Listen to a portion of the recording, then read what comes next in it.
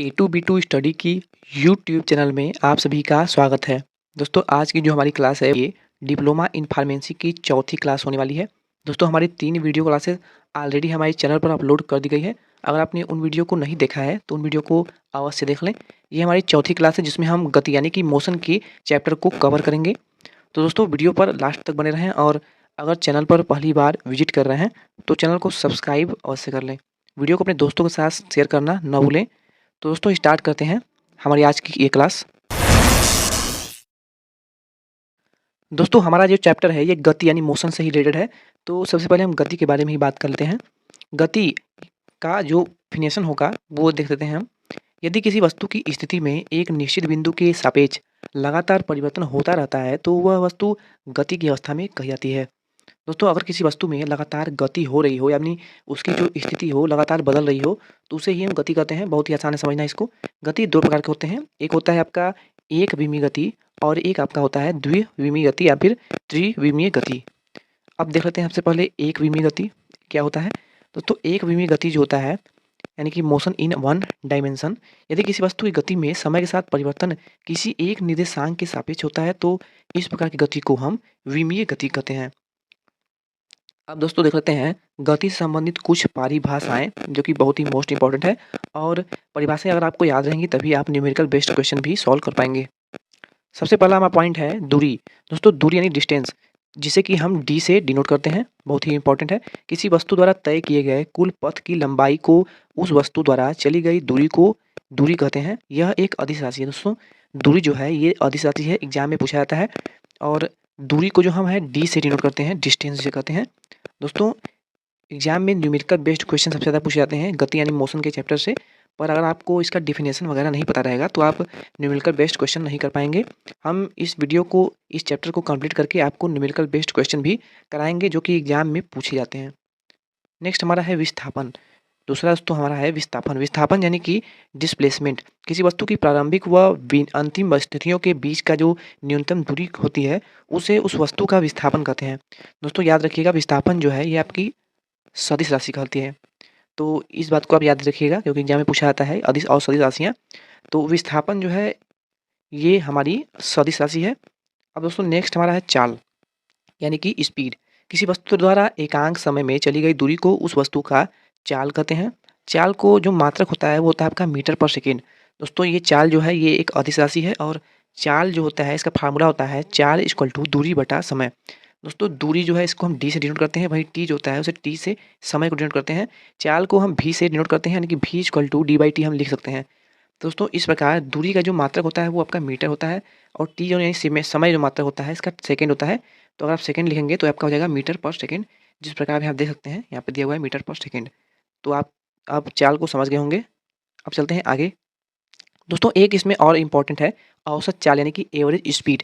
कोई वस्तु विभिन्न दूरियों को विभिन्न समय में तय करती है तो उसकी औसत चाल को हम निम्न सूत्र से ज्ञात करते हैं। तो आइए सूत्र इसका देख लेते हैं क्या होता है।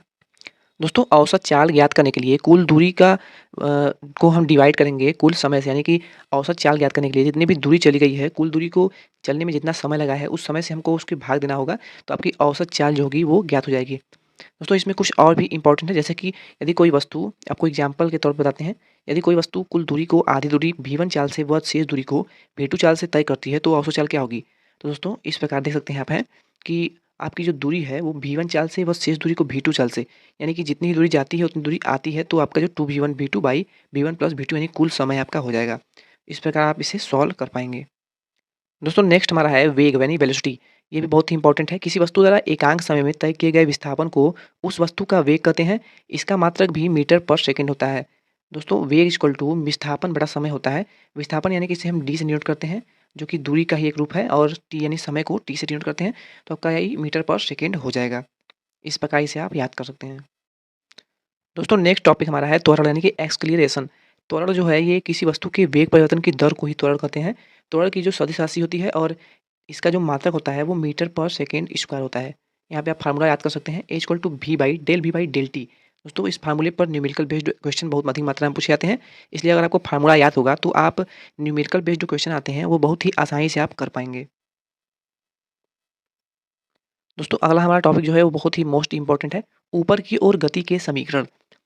गति के कुल 3 समीकरण होते हैं और ऊपर की ओर कोई वस्तु गति कर रही है, यानी कि अगर किसी वस्तु को आप ऊपर की ओर फेंक रहे हैं, तो वो ऊपर जिस गति से जाएगी, उस गति को ज्ञात करने के लिए समीकरण है। तो यहाँ पे देख सकते हैं पहला समीकरण आपका है v equal to u minus g t, जहाँ पर v जो है ये आपकी चली गई अंतिम दूरी है और u जो है ये प्रारंभिक दूरी कहलाती है। g आपका जो है ये गुरुत्वाकर्षण नियतांक है और वहीं पे t जो है ये आपका समय है। दोस्तों जब गति ऊपर की ओर कर रही है, इसलिए यहाँ पर हम माइनस लेते हैं, यानी v equal to u minus g t. वहीं अगर गति अगर नीचे की ओर होती है, तो वहाँ पर v equal to u plus g t हो जाता है, इसे आप ध्यान रखिएगा। उसी प्रकार दूसरा गति का समीकरण आपका है h equal to u t minus half g t square. यहाँ पर भी सेम आपका जो एच है ये ऊंचाई है, वहीं यू और टी क्रमशः आपका प्रारंभिक चाल और समय है। यहाँ पर जी जो है आपका गुरुत्वाकर्षण नियतांक है और टी जो है ये समय है।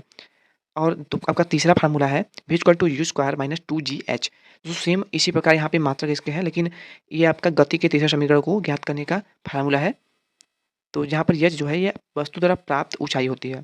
यहाँ पे आप देख सकते हैं बहुत ही इंपॉर्टेंट फार्मूला तीनों हैं और इस पर आपको एग्जाम में न्यूमेरिकल बेस्ड क्वेश्चन पूछे जाते हैं। दोस्तों कुछ नोट करने योग्य मुख्य बातें हैं। यदि किसी वस्तु को उच्च ऊंचाई से गिराया जाता है, तो वह वस्तु जो होती है अन्य वस्तु को उसी ऊंचाई तक अगर फेंका जाता है, तो दोनों अवस्थाओं में लिया गया समय समान होता है। मान लीजिए दोस्तों आपने किसी गेंद को ऊपर फेंका और जिस गेंद की मिनिमम ऊंचाई होती है, उसी ऊंचाई से किसी गेंद को आपने गिराया, तो दोनों की जो समय होगा गिरने में या फिर पहुंचने में, दोनों समान होगा। किसी वस्तु के त्वरण व वेग की दिशा अलग-अलग हो सकती है, ये भी आपका बहुत ही इंपॉर्टेंट है। तीसरा टॉपिक है किसी वस्तु के त्वरण व वेग के मान एक साथ शून्य नहीं हो सकते हैं। किसी वस्तु द्वारा लगातार सेकेंडों में चली गई दूरी का अनुपात 1:3:5 के अनुपात में होता है। इसे अगर आप आगे बढ़ाएँगे तो वो 1:3:5:7 इसी प्रकार आपका डॉट डॉट आगे तक चलता चला जाएगा। दोस्तों नेक्स्ट हमारा है यदि दो वस्तुओं को समान ऊंचाई से एक को ऊर्ध्वाधर तथा नीचे फेंका जाता है व दूसरी को क्षैतिज फेंका जाता है, तो दोनों वस्तुएं एक साथ पृथ्वी पर पहुंचती हैं। दोस्तों बहुत ही मोस्ट इंपॉर्टेंट टॉपिक है और इसे आपको याद करना होगा, क्योंकि देखिए अगर आपने किसी गेंद को एक समान ऊंचाई से अगर आपने ऊर्ध्वाधर नीचे फेंका, यानी कि किसी ऊंचाई से आपने किसी गेंद को नीचे फेंकते हैं व दूसरी किसी वस्तु को या फिर या गेंद ही ले लीजिए उसे आप क्षैतिज फेंकते हैं, यानी कि आपने उसे क्षैतिज फेंका, तो दोनों वस्तुएं जो अगर पृथ्वी पर गिरेंगी तो उनका जो समय होगा वो एक समान होगा, यानी कि दोनों एक साथ ही पृथ्वी पर गिरेंगी। दोस्तों अगला हमारा मोस्ट इंपॉर्टेंट टॉपिक है घर्षण यानी कि फ्रिक्शन।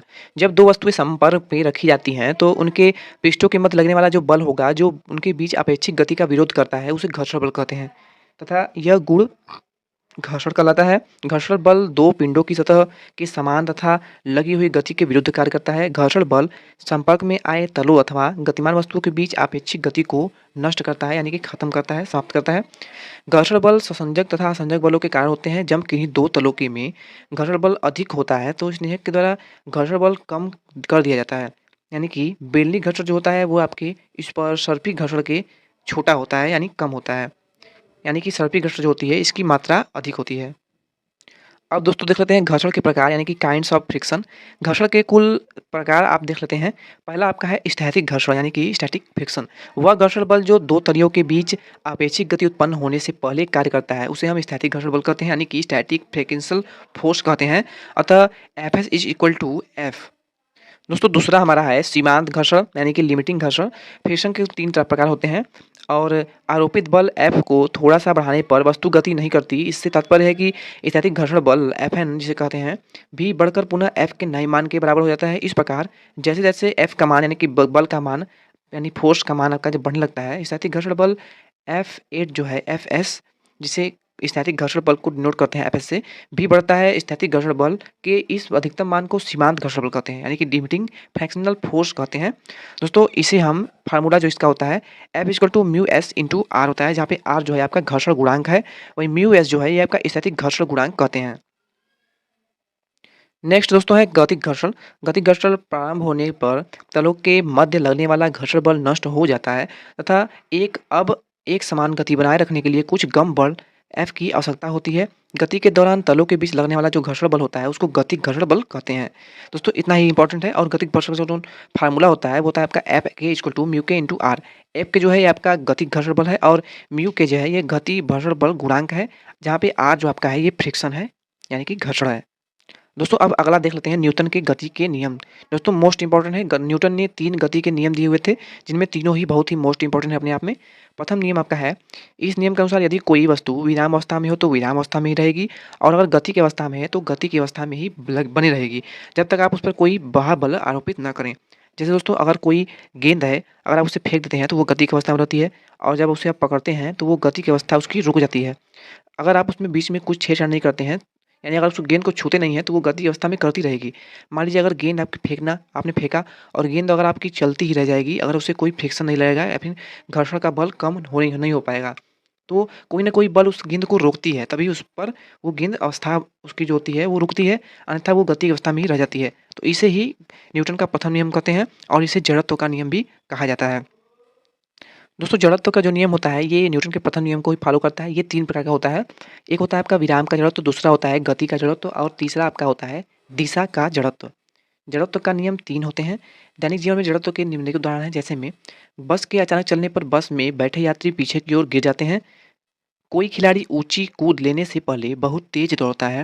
यानी कि अगर आप तेज़ दौड़ते हुए ऊँची कूद लेते हैं तो वो जो होते हैं अधिक से अधिक छलांग लगा पाते हैं। तो ये सब जड़त्व के नियम के अंदर आते हैं।